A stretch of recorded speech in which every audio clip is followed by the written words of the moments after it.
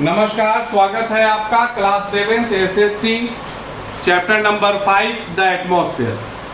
First of all again a 10-second brief in which I am going to inform you that we completed component of environment as well as internal structure of earth as well as the changing earth as well as weathering and erosion.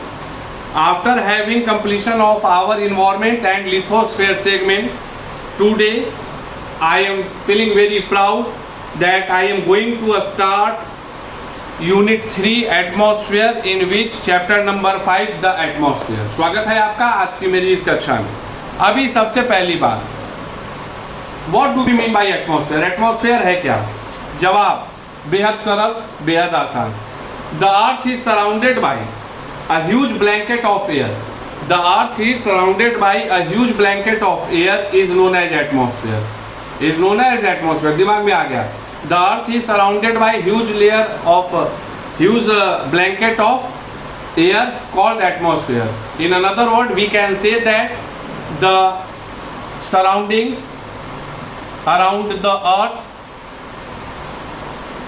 caused by air is known as atmosphere.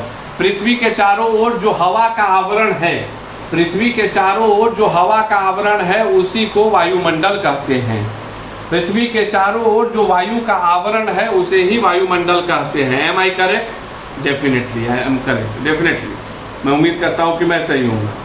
The average mass of the earth's atmosphere, the average mass of earth's atmosphere is 5 × 10 के power 15 ton. Average mass 5 × 10 के power 15 ton. याद रखना है कि भैया अगर पृथ्वी के चारों ओर एक आवरण है, ब्लैंकेट है, तो डेफिनेटली अगर एक लेयर है तो ब्रह्मांड में अगर कोई भी चीज़ है तो उसका तो कुछ ना कुछ तो वजन होता होगा, मास होता होगा, क्योंकि यही तो वस्तु की परिभाषा है। तो उसके आधार पे यह जो वायु का आवरण है जो पृथ्वी को चारों ओर से घेरे हुए है उसका अप्रॉक्स वजन जो है 5 × 10 के power 15 ton. And about 99% of the total mass of atmosphere is found within the 32 kilometers of the earth। अभी देखो आगे चल के काफी कुछ पढ़ोगे या पहले भी पढ़े हो, यह तुम्हारा अर्थ है। तो एक चीज को समझ लो, मैंने कह दिया कि भैया इसके चारों ओर जो लेयर है इसको क्या बोलते हैं? एटमॉस्फेयर बोलते हैं। क्या बोलते हैं? एटमॉस्फेयर बोलते हैं। सही बात है। एक लंबा 1600 किलोमीटर लंबी चादर है जो इसका टोटल विड्थ है अप्रॉक्स कितना है? 1600 किलोमीटर है। कितना है?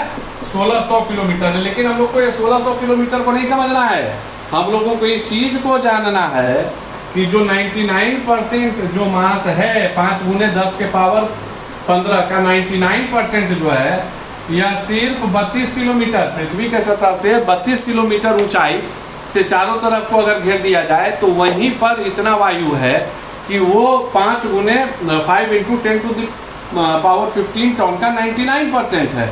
इसका मतलब क्या है कि धरती के पास और उससे ऊपर जैसे जैसे उठते हैं तो हवा का जो घनत्व है बहुत ज़्यादा है धरती के सतह पर, और जैसे जैसे ऊपर जाते हैं density of the air will decrease.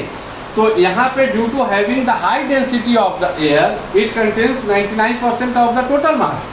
और ऊपर जाने के बाद हवा जो है पतली होती जाती है। मतलब अगर आपके किताब की भाषा में समझा जाए तो वो ब्लैंकेट जो है वो पतला होते चला जाता है, बिल्कुल पतला, बेहद पतला। So this is the fact what you have to keep it in your mind.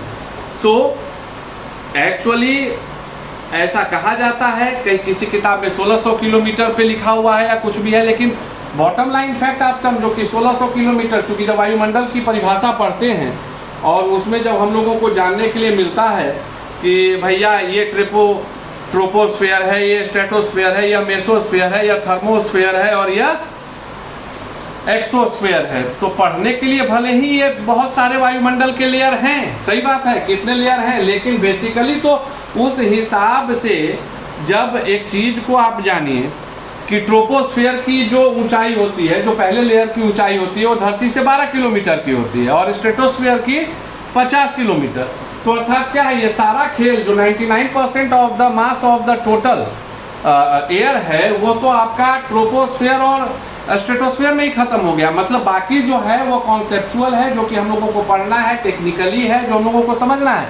but all the effects of air only present between two layers. For that we have to study troposphere and stratosphere. याद रखना, इसको आगे भी हम लोग पढ़ेंगे. तो ये चीजें हैं, चूंकि 32 किलोमीटर में ही सारा खत्म है 99%, तो फिर पतला होते होते ब्रह्मांड में प्रवेश कर जाता है. अब सवाल आता है कि सर एटमॉस्फेयर आप बोले, हम बोले हाँ भाई बोले एटमॉस्फेयर बोले, क्या बोले सर कि वायु का आवरण, तो वायु बोले definitely. What do we mean by air? Air is nothing but a composition of gas. Air क्या है? एयर क्या है? Composition of gas.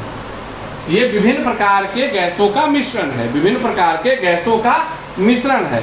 तो अब आप तो यह जानना चाहेंगे ना कि सर अगर यह विभिन्न प्रकार के गैसों का मिश्रण है तो उसमें कौन कौन से गैस हैं? तो पहला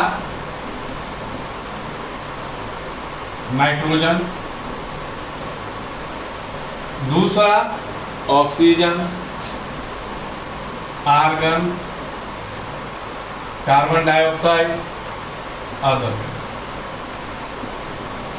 बेसिकली आपको याद रखना है कि वायुमंडल में nitrogen, oxygen, argon, carbon dioxide और अदर गैसेस. फिर अदर में मोनो वगैरह सल्फर डाइऑक्साइड सब मिला दो, सब अदर. तो नाइट्रोजन कितना है? 78% है. नाइट्रोजन कितना है? 78% है. ऑक्सीजन कितना है? 21% है. ऑक्सीजन कितना है? 21% है. आर्गन कितना है? 0.93% है. आर्गन कितना है? 0.93% है. कार्बन डाइऑक्साइड 0.03% है. कार्बन डाइऑक्साइड कितना है? 0.03% है. और अदर कितना है? 0.04% है. अदर कितना है? 0.04%. अब इस चीज को समझो. नाइट्रोजन 78%, मतलब पृथ्वी का जो वायुमंडल है उसमें जो सबसे प्रधान तौर पे गैसेस पाए जाते हैं वो क्या है? नाइट्रोजन है. वह क्या है? नाइट्रोजन है 78%. उसके बाद ऑक्सीजन 21%. तो 78 21 क्या हो गया? 99. अब एक चीज को समझो, मतलब नाइट्रोजन और ऑक्सीजन मिलाकर ही, नाइट्रोजन और ऑक्सीजन मिलाकर ही कितना परसेंट हो गया? 99%.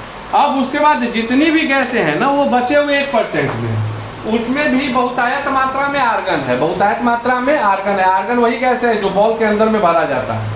आर्गन वही गैस है जो बॉल के अंदर, जो बल्ब आप पुराने जमाने में देखते थे पीला वाला, उसमें आर्गन गैस ही भरा जाता है 0.93%. Carbon dioxide 0.03, other gases 0.02. देखो आज मैं चर्चा कर रहा हूँ, थोड़ा सा समझा रहा हूँ ताकि फिर आगे आप समझोगे. आप यह समझो कि यह 78%, यह 21% और कार्बन डाइऑक्साइड महत्व 0.03%. Carbon dioxide is only 0.03%. And in the current scenario what we are listening, आप हमेशा सुनते होंगे कि ओजोन लेयर में छेद हो रहा है, आप हमेशा सुनते होंगे ग्लोबल वार्मिंग हो रहा है, आप हमेशा सुनते होंगे ग्लेशियर पिघल रहे हैं मतलब गर्मी बढ़ रही है. आप समझिए कि यह 0.03% कार्बन डाइऑक्साइड जो 78 और 21 के तुलना में कहीं भी नहीं है, लेकिन यह कितना बैडली अफेक्ट करता है हमारे इन्वायरमेंट को कि this one which is going to be found in very very very minute percentage, इसमें जो हल्का टेम्परेचर इंक्रीज होता है वह हमारे कंप्लीट एटमॉस्फेरिक जो क्लाइमेट है, जो कंडीशंस है, उसको चेंज करने का प्रयास करता है. सो इस चीज को आपको गंभीरता से समझना है. And in my next session we will start our discussion of nitrogen, oxygen etcetera and etcetera. Up to that just make the picture of earth and try to find out some important facts which will be going to give you help in the further discussion of the chapter. Thank you. Have a great day.